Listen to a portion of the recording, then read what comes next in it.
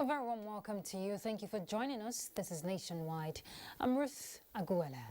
There is a great future for the insurance industry in Africa, says President Muhammadu Buhari, as he declares open the 47th African Insurance Organizations Conference and Annual General Assembly holding in Lagos, Nigeria. While stressing continued support of the administration, President Buhari noted the need to put the right mechanism in place for it to thrive. Let's get the details now from State House correspondent Jide Onifade. At a time like this, when the world's health, social and economy are being challenged by the coronavirus pandemic, taking steps in combating it is critical. And this means that all hands must be on deck to end the scourge, as well as salvage the health and the economy of the nations of the world that have been seriously affected. I want to assure you that we in Nigeria are doing everything humanly possible to ensure a coordinated approach to the pandemic and reaching out to other African leaders on possible best options to fully revive the African economy, in which I strongly believe in the insurance industry has a vital role to play.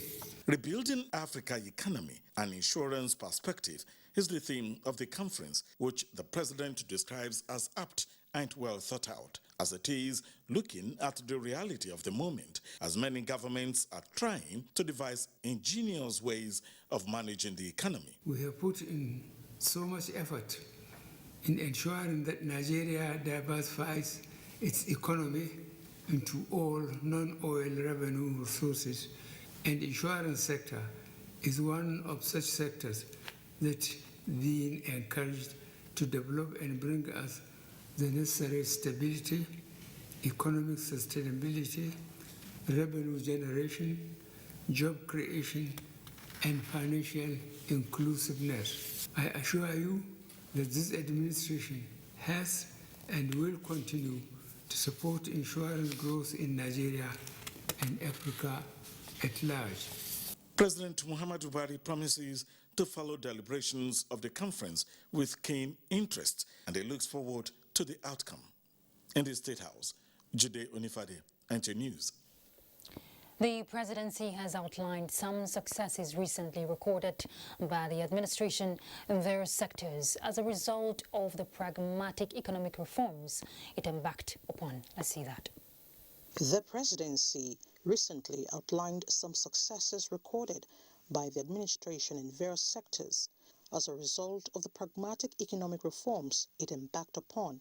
A statement by the Special Advisor to the President on Media and Publicity, Femi Adesina, says a long-term jinx has been broken with the announcement of a profit of 287 billion naira by the Nigerian National Petroleum Corporation (NNPC), also signing into law the Petroleum Industry Bill after almost 2 decades. Amendment of the Deep Offshore and Inland Basin Production Sharing Contracts Act 2019. More than $6 billion of inherited cash call arrears now being cleared. Overseeing the first successful marginal fields bid round in almost 20 years. Launch of the first National Social Investment Program in the country's history. Restoration of the federal budget from a January to December cycle. The assenting to the Nigerian Center for Disease Control NCDC Act. The Police Act 2020. Nigeria Correctional Service Act 2019 and Finance Acts of 2019 and 2020, with the mandate to support federal budgets in specific reform legislation and implementation. Also, Enactment of the Suppression of Piracy and Other Maritime Offences Bill 2019, the first of its kind in the entire Gulf of Guinea, dedicated to prosecuting maritime offences. The Police Trust Fund Act 2019, the first overhaul of the Company and Allied Matters Act (CAMA) in 30 years. Discrimination Against Persons with Disabilities Prohibition Act 2019, expansion of operation of the Treasury Single Account TSA. On projects, completion of the Takbewari Rail Line in 2020, completion of the Abuja-Kaduna, Abuja Metro, Abuja-Warri and Lagos-Ibadan rail lines.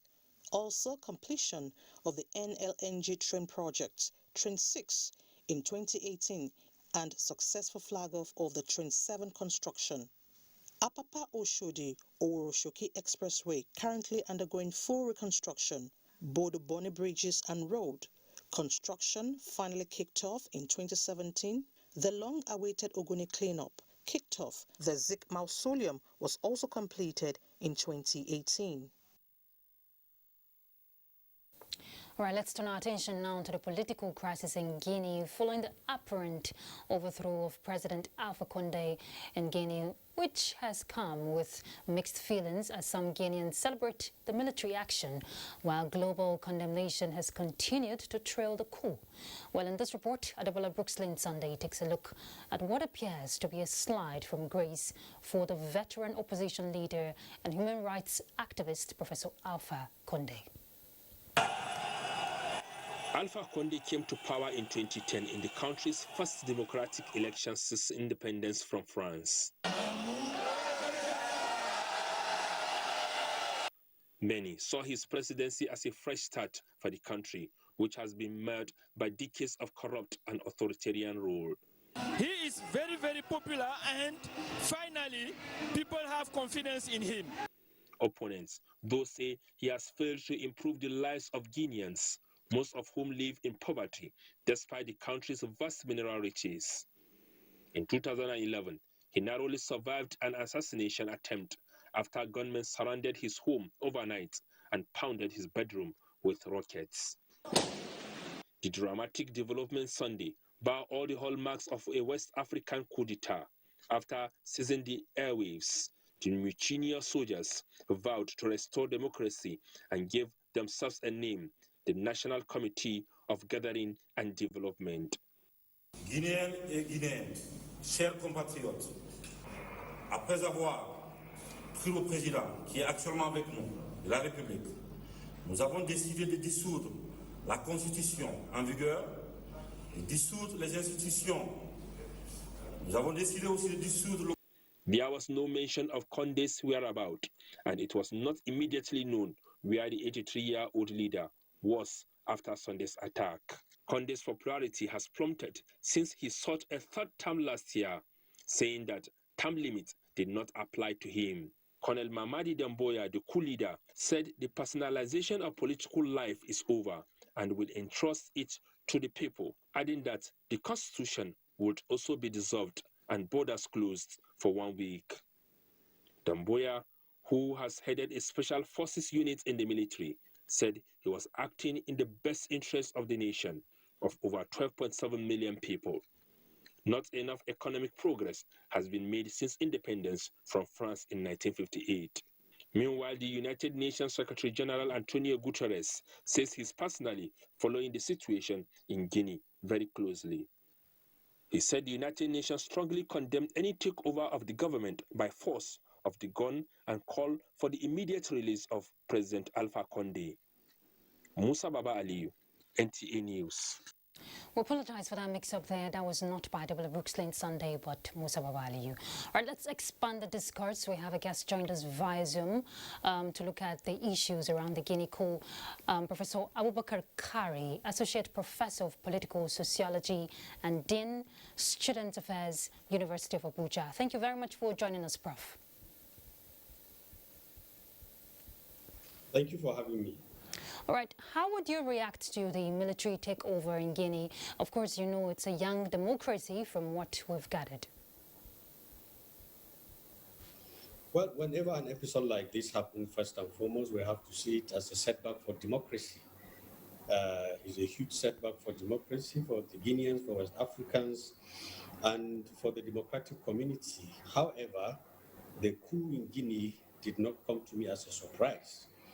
Uh, Given by the reasons used by the plotters, it was very clear that they exploited loopholes created by Alpha Conde, who ironically, for most part of his life, had been an opposition leader, uh, who served for 2 terms but somehow manipulated the constitution, a very unpopular move by Greater Guineans. And his 10-year rule did not substantially alter the very bad economic conditions of the ordinary Guineans. And these are the opportunities exploited by the military once again. The reasons adduced by them have been the same reasons military adventurers all over Africa have been given since the 1960s. So it is just like history repeating itself, which is quite unfortunate. And Prof, of course, we've seen reactions trailing from different angles. The AU, ECOWAS and Nigeria all asking for immediate return of democratic rule in the country and an unconditional release of President Conde. Will that make any difference at all? Well, it may and it may not make much difference, but I think international community, international organization, and world leaders have been repeating the same thing. Happened in Mali, it was the same rhetorics. In Burkina Faso, earlier on, it was the same rhetorics.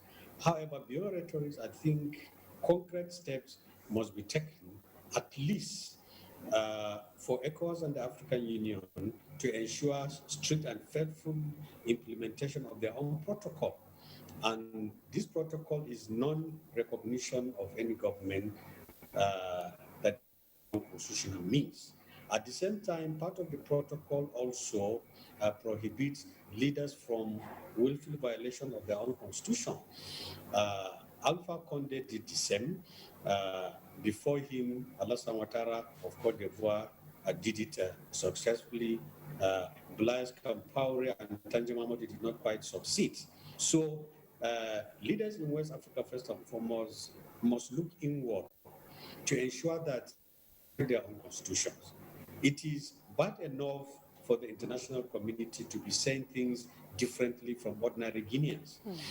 It is very clear that the ordinary Guineans welcome the change of government there.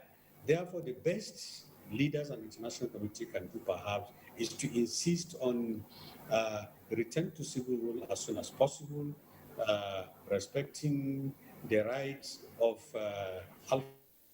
but I don't think they can do anything towards returning him back to power, because such would be quite unpopular with the ordinary Guineans. And this is what the soldiers are capitalizing on. All right, let's take a clue from Mali. We've seen a similar situation played out in Mali. Now, how do you think this will affect ECOWAS and Africa progression going forward? Yeah, military rule is an aberration, and it remains however benevolent it is. And I think the conventional thing to do is to allow democracy to thrive,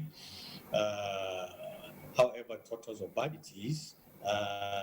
The coup in Guinea is bad for West Africa, is bad for ECOWAS. ECOWAS must look inward, as I said earlier on. They must rally round together and ensure Mali and Guinea, the military adventurers, do not perpetuate themselves, do not stay for too long. They hand over in good time. The constitution is restored, and whatever changes to the constitution are effected and in a popular way. The conditions of the ordinary Guineans taken into cognizance. The ordinary Malians must also be taken into condition, and all necessary steps must be taken to ensure that this resurgence or re-emergence of military adventurers on the political landscape in West Africa is effectively nipped in the bud as soon as possible. And of course, I'm sure you're aware Nigeria exact her foreign policy to stabilize Gambia. And we also see, the country making effort, talking about Nigeria in the case of Mali. And now Guinea's democracy is being threatened. How will Nigeria's big brother role, solve some of these problems? Yeah, the rhetoric by the Foreign Affairs Ministry, I think, is in order. Beyond that, Nigeria must take a leadership role in West Africa as it has always done. It must quickly reach out to the new Guinea and sound a note of warning to them that Nigeria does not expect them to stay for too long. Nigeria must insist that they should unfold a transition program as soon as possible. Nigeria must also rally all the other West African countries and indeed the African Union itself to insist early return to civil rule in Guinea and respect for constitutionalism, human rights, and All right, thank you very much, Professor Abubakar Kari, for your time. Thank you for joining us. Thank you for having me. All right, that's the Associate Professor Sociology and Dean Student Affairs from the University of Abuja. Let's look at other issues arising around the continent. The West African Regional Bloc's envoy for Mali, Goodluck Jonathan, is in Bamako, Mali, admits growing doubts about whether the ruling junta will respect an African Union and ECOWAS deadline to hand over power to civilians next February. Former President Goodluck Jonathan is expected to meet with the local transition monitoring committee, the civil society and political parties. According to his schedule, he will meet with Prime Minister Choguel Maiga before an encounter with the head of the military junta, Colonel Assimi Goita, on Tuesday. Mali faces an ambitious timetable to facilitate its return to constitutional rule, which includes a referendum on October 31st, regional and local elections on December 26th, and the first round of presidential and legislative elections on February 27, 2022. However, the transition has missed several deadlines, including sending a new draft constitution to the transitional parliament for debate, with some accusing the military of deliberately dragging its feet on the process. Transition plans were jolted by a second coup in less than a year in May. The army rulers have vowed to respect the transition schedule, but political parties and activists have accused them of seeking to dominate power. Let's go on a break. We're back in a moment. Please stay tuned.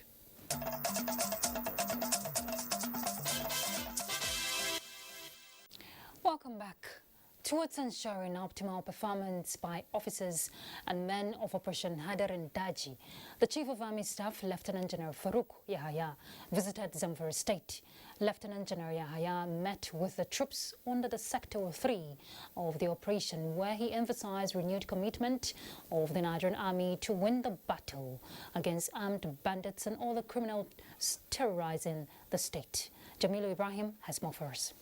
Of Army Staff Lieutenant General Farouk Yahaya's operational visit to Zamfara State was to have on-the-spot assessment of the ongoing military operation against the resurgent banditry and spread of kidnapping in the state, and to boost the morale of the troops, stressing that improving their welfare remains one of his priorities. All the security report, situation report that you hear, when you come to the ground, when you see what is the truth about it, some of them are being exaggerated, many of them, but the truth are doing their best, and we will do everything possible to improve the situation. The Commander Sector 3 Nigerian Army, who informed the Chief of Army Staff that the troops deployed to the areas are doing a great job, stressed the need for members of the communities to continue to support them. In the meantime, all telecommunication services have been shut down in Zamfara State with effect from 3rd September 2021. A memo from the Nigerian Communications Commission says the measure is to enable relevant security agencies carry out required activities towards addressing the security challenges bedeviling the state. In Gusau, Jamilu Ibrahim, NTA News. It is 60 days to the Anambra governorship election, and INEC has introduced a new voter accreditation device. That's the bimodal voter accreditation system, BVAS, to be used during the election and beyond. Now, the latest technology was introduced by the INEC chairman, Professor Mahmood Yakubu, at a meeting with chairmen of political parties in Abuja. Let's hear more from Mia Ugidi. 8 p.m. Such handshakes are rare. If done privately, may attract public query, but here is seen as appropriate. Pleasantries over. Talks on politics begin. Bimodal authentication. No person can come to vote more than once. The bimodal voter accreditation system, BVAS, takes over the functions of the smart card reader and the Z-pad. Acceptance by stakeholders will allow the usage of the device from the Isoko North State constituency by-elections, then the Anambra November 6 governorship elections. Where the voter fails the fingerprint and facial authentication, he or she will not be allowed to vote. Then to the Anambra poll, the conflicting court judgments over 30 now, a nightmare to INEC. I must say that some of the decided cases are making our work difficult, and we have been crying out loud for a long time. The intervention by the Chief Judge of the Federation, Justice Tanko Mohammed, to stem this development by summoning the Chief Judges of the states where these judgments were obtained for debriefing today is well received by the Council. November 6 is the day of reckoning in Anambra State. The mood of campaigns still a concern to INEC. Please let them be issue-based, or better still, use the campaigns to educate the electorate more on the advantages of the continuous voter registration exercise, the INEC chair told the party chiefs. Mia Ogidi, NTA News. Rivers Voices of Freedom has inaugurated its executive members in Eleme local government area of Rivers State to mobilize support for Senator Magnus Abe ahead of the 2023 general elections.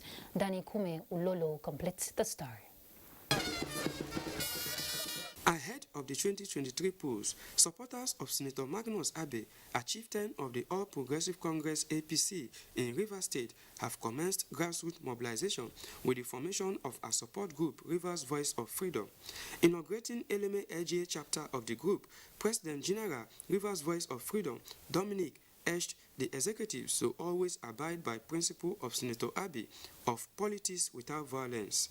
I pledge never to serve the interests or ideas of this group. We have gone round to different LGAs in the state, the 23 LGAs in the state, to have Rivers Voice of Freedom to help in support the struggle for emancipation. We are tired of a system where one man sits down at the corner of his house to define or point out who becomes what and who gets what.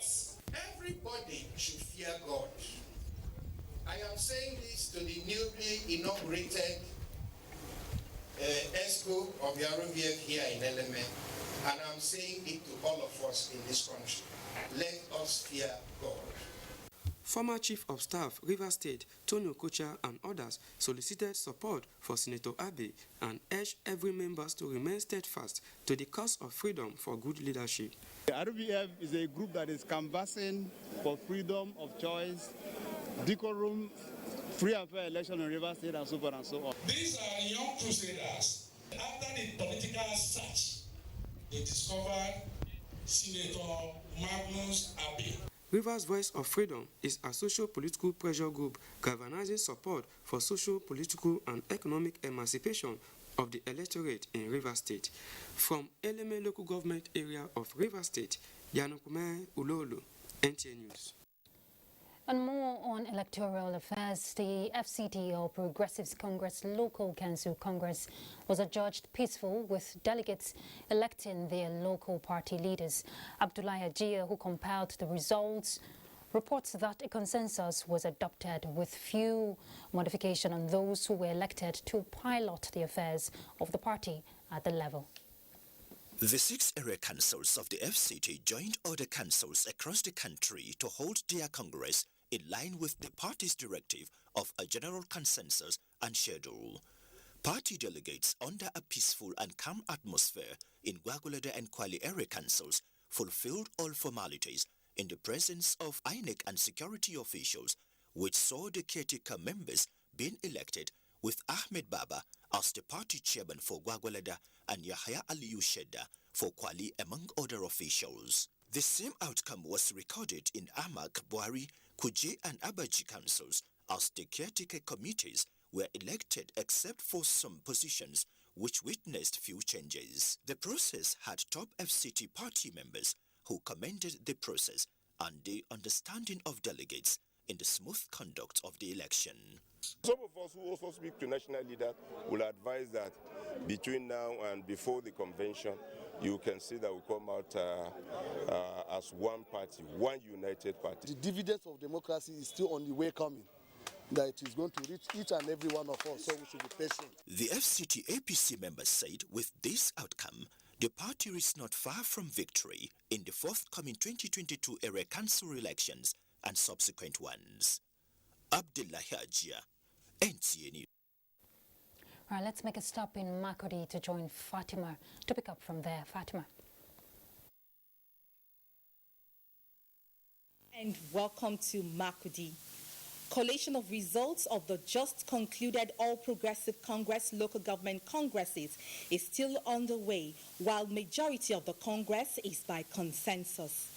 Chairman National Congress Committee in Benue State, Alhaji Mohammed Ali Mashi, says the congresses were conducted under peaceful environment across the 23 local government areas of the state.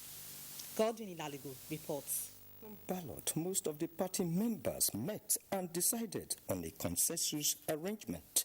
Chairman of the National Congress of the party in Benue State, Alhaji Ali Mashi, says areas where the consensus arrangements were not agreed upon were given the opportunity to conduct their election on a peaceful manner. He expressed confidence that over 80% of the congresses were by consensus.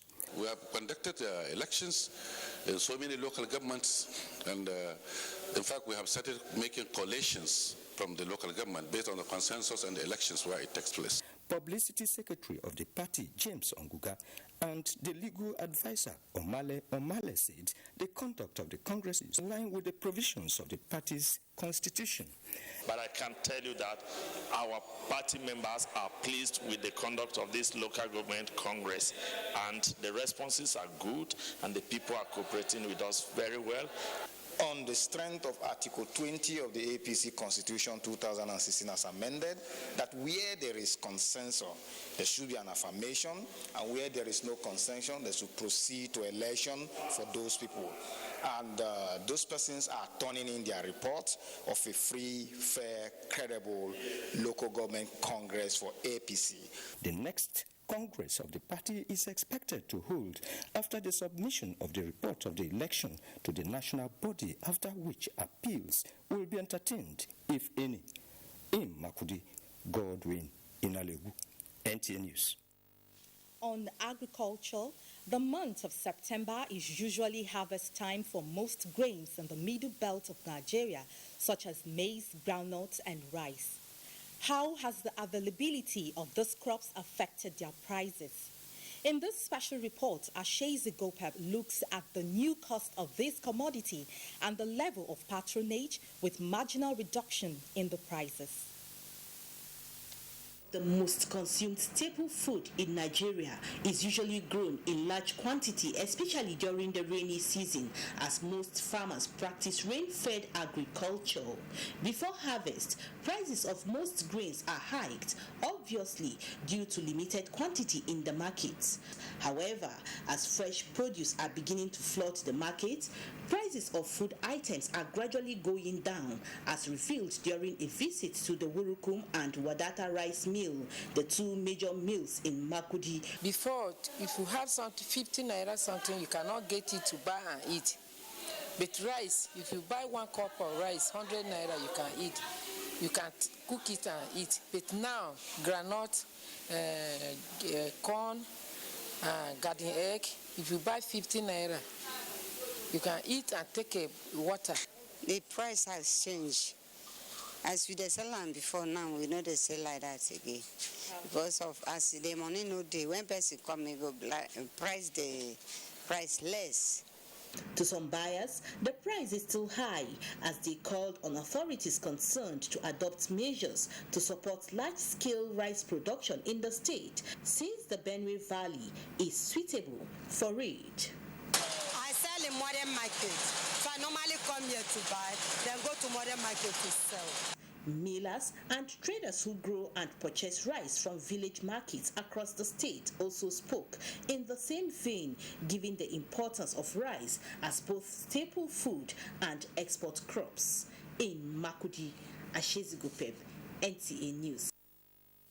That's it from Makurdi. Nationwide continues with Ruth in Abuja.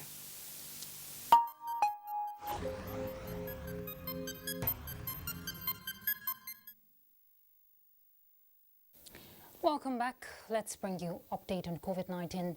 459 new cases of COVID-19 and 30 deaths have been recorded in the country within the last 24 hours. Now, this brings Nigeria's COVID-19 caseload to 195,511.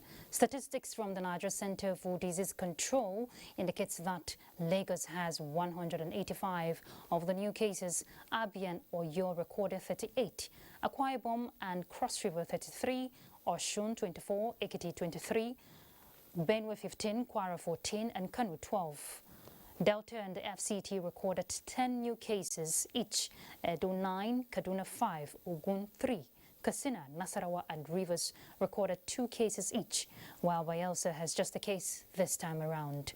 184,529 treated cases have been discharged, while the death toll is now 2,552. To contain the increase in number of deaths caused by cholera, the federal government has flagged off a national environmental sanitation response to cholera outbreak in Nigeria. Onenge 5A's reports. Unhealthy environmental sanitation and hygiene practices are said to be major causes of cholera outbreak. Normally they re-clean it morning, but before 30 minutes you see the place is filled up with dirt again. It's filled up with dirt. When you are passing, urine will be smelling in your nose. You'll be hailing the odor of poo-poo. Recently, cholera outbreak has affected several states of the country, including the FCT. There's one man here from Mali. He died a few weeks ago. I learned that he was purging before he died. How do take control of the cholera?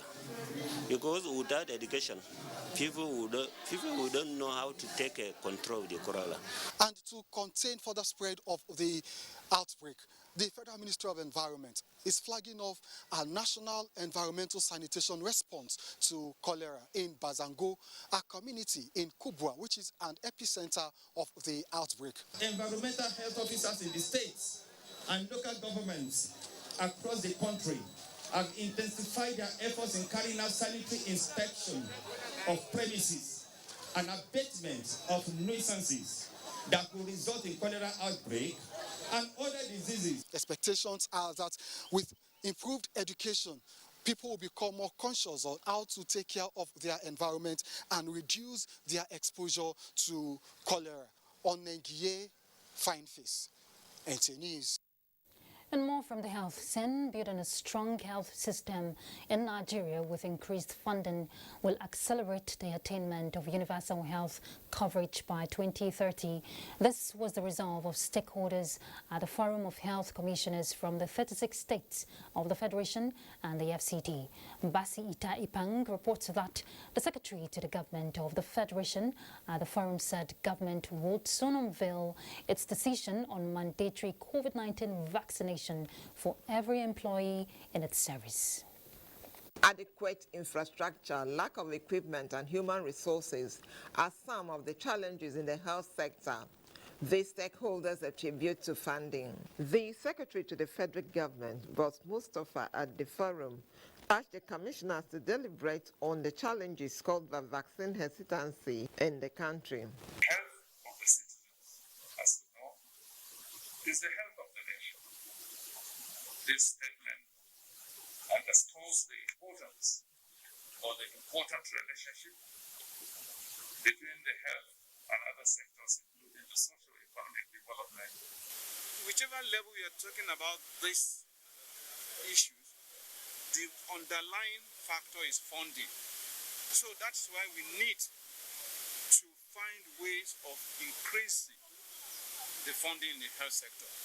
The chairman of the forum, Beta Edu, says the forum is ready for more collaborations with the federal government, as well as explore the potentials for improved healthcare funding and healthcare delivery across the country. Above all, we'll be looking at strengthening primary healthcare system, which is the foundation of the health system in Nigeria. The Minister of State Health demanded for special tax for alcohol, cigarettes and other commodities that cause damage to human body, stressing that money generated from taxing the commodities could be deployed to fund the health sector in addition to the existing funding structures. Basti Taipang, NTA News. Lagos will be our next stop as we join Kende to bring us the latest reports from that end. Kende. Thank you very much, Ruth, and thank you for joining us in Lagos.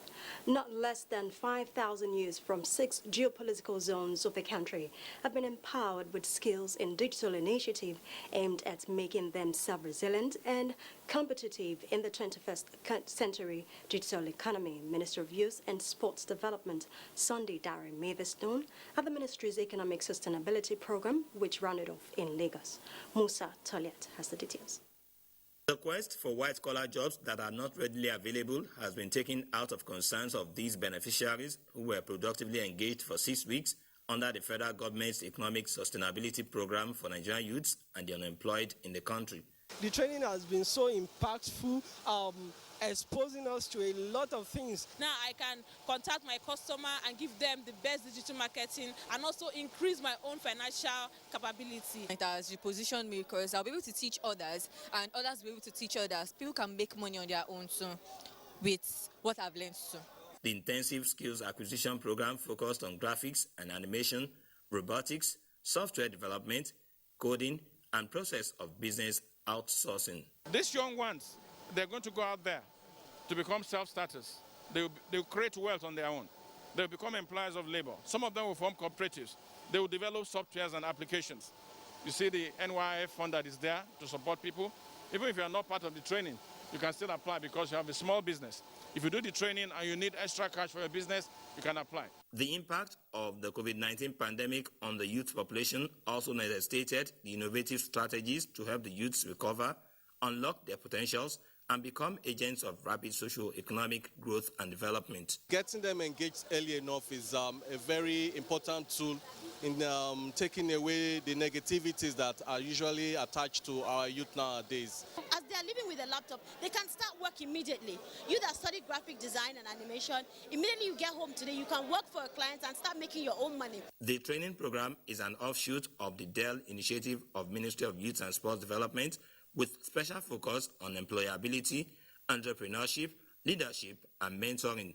In Lagos, Musa Toliat, NTA News. Following predictions of possible flash floods by the Nigerian Meteorological Agency, NIMET, in some states, Lagosians are worried about the condition of drainage channels and attitude of residents towards waste disposal, especially along waterways. In this report, Amaka Owo examines the state of drainage in some parts of the state. The Nigerian Meteorological Agency, NIMET, warns of possible flash floods across 34 states, of which Lagos State is among. The state government, on its part, further warned those living on floodplains to relocate to higher grounds. Some residents, however, believe that, in addition to mitigating unforeseen contingencies, is ensuring waterways are free from garbage. Our drainages are either not wide enough or not adequate enough to deal with the amount of water that happens in Lagos. You can look around now, there's no one waste bin there. So anybody can easily go about, drink, eat, and drop whatever they have. One wonders why most drainage within the metropolis are faced with refuse. People have a role to play. People are not well educated. Even when you see people eating in the bus or in the car, they will still throw it on the road. They say because they are paying government. People need to be more educated about this stuff, and also government has its own role to play. When it's 6 meters, you will see those in the evening. You find them selling on the gutter slabs. We are doing what we have to do to clean secondary drains and primary channels. The problem we have right now, where you see runoff on the road, is the fact that tenements are not cleaning the tertiary drains. It is a role and duty of the tenements to clean the drain in front of our houses. Litter, they say, has a home. Therefore, some Lagosians are being urged to have a change in attitude towards waste disposal and management. In Lagos, Amaka O, NTA News. You're still watching Nationwide on the network service of the NTA. We take a short break now. The news continues with Zenreth in just afterwards.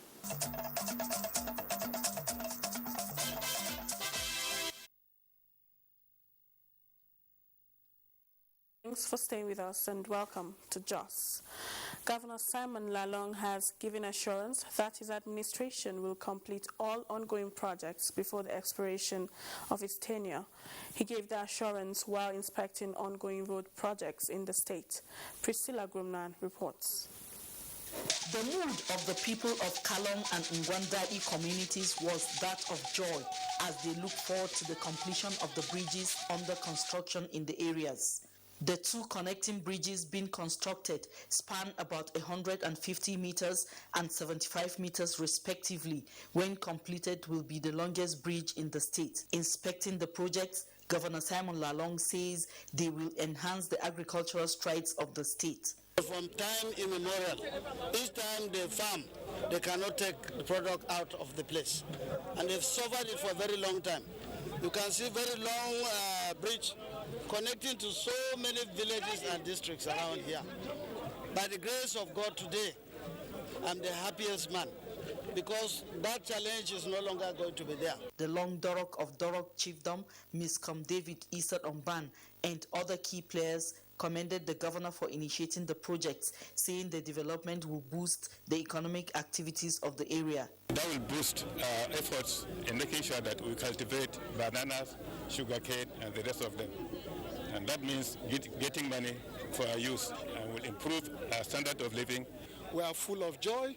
Ours is to continue to assure him of our readiness to continue to give the needed cooperation. The governor, who also inspected some roads under construction in Shandam, asked the contracting firm to execute the projects in line with contractual agreement. From Shandam, Priscilla Grumnan, NTA News. Interfaith Mediation Center has expressed concern over wanton destruction of lives and valuable property in Jos, calling on the people to embrace peace, reunite and work collectively to move the state forward. Indeyang and Abuja has the report. Interfaith Mediation Center preaches love, unity and peace owing to its belief that no meaningful development can be achieved in a chaotic atmosphere. Love your Lord with all your heart, with all your might, and your enemy as yourself. Religious leaders, let's change our homilies, let's change our preaching, let's be inclusive in our theology instead of exclusive. We are moving around as an ambassador of peace, ambassador of our religious tradition. No way, no in any religion, you can have excuse to hate, talk less of to kill. While expressing concern over the recent crisis in Jos, leading to wanton killing of lives and destruction of property, the religious body asks perpetrators of such evil acts to have a rethink. It advises religious and community leaders to caution their followers and toe the path of peace. People should know there will be no peace in the world until there is peace in our nations. And there will be no peace in our nations until there is peace in our towns and villages. And there will be no peace in our towns and villages until there is peace in our homes. And there will be no peace in our homes until there is peace in each and every one of us. Please, before you punch and forward, think. Before you take the picture, think. Do not punch people to death by sending things into the social media that you have not authenticated and validated. Nigeria, the body says, is a blessed country and efforts be made by all to move it forward.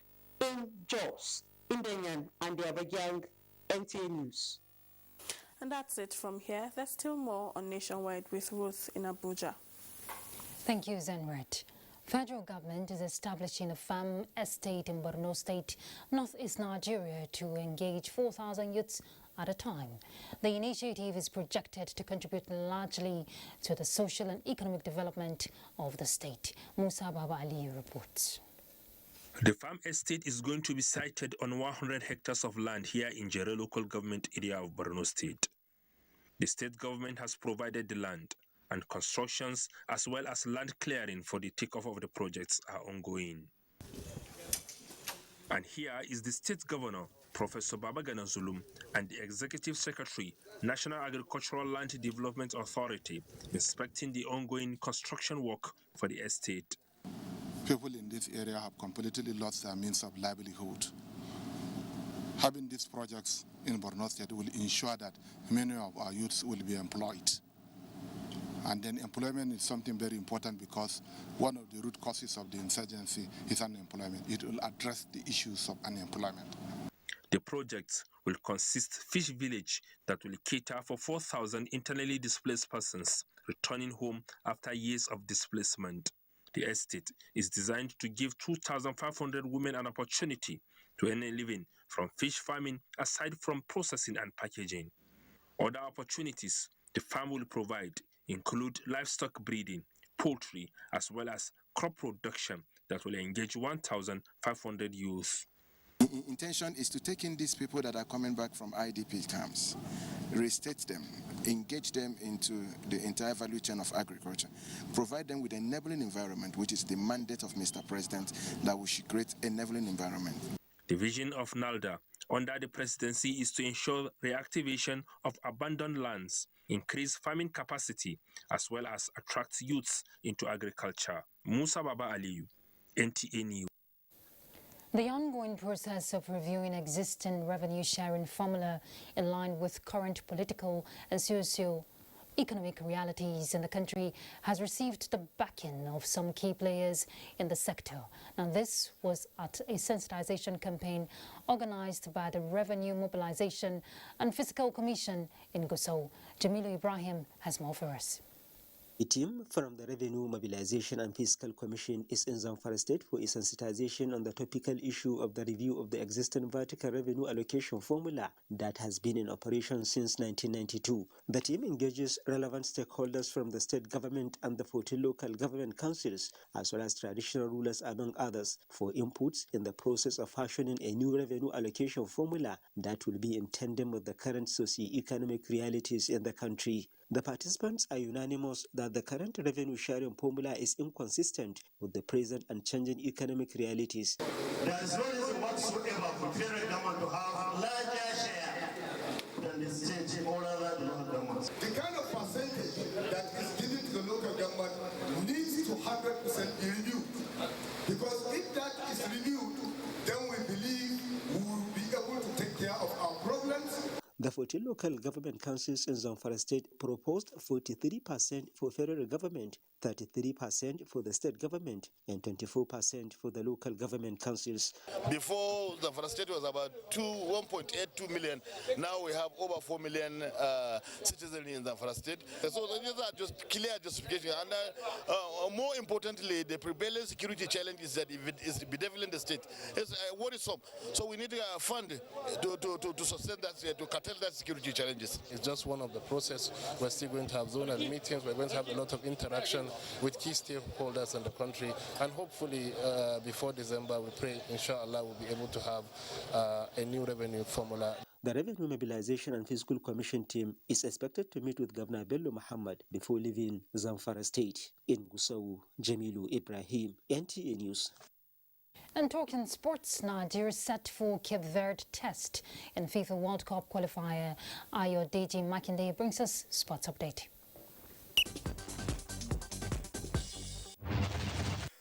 Super Eagles will advance their quest for a 7th FIFA World Cup Finals appearance when they take on Blue Sharks of Cape Verde on match day 2 of the qualifiers Tuesday at the 5,000 capacity Estadio Municipal Aderito Senna.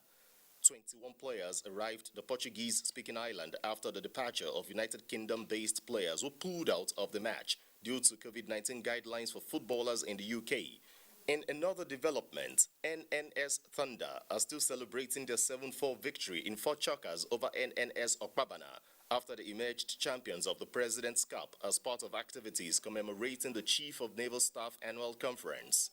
The event, which held at the Army Polo Resort, Abuja, also saw NNS Andoni win the Chief of Defense Staff Cup and NNS Centenary emerging winners of Chief of Naval Staff Cup. I've instructed the polo players in the Nigerian Navy that we will be on the National Polo League, subsequently after this game. I would like to have a collaboration with the Nigerian Army Polo Association. For identifying with me, I will also identify with them. Minister of Information and Culture Lai Mohammed and DG NTA Yakubu Ibn Mohammed were both represented by Special Assistants to NTA DG Paul Ate. 4 Nigerian elite track cyclists departed Abuja for Cali, Colombia, Monday ahead of UCI World Nations Cup from September 9 to 12.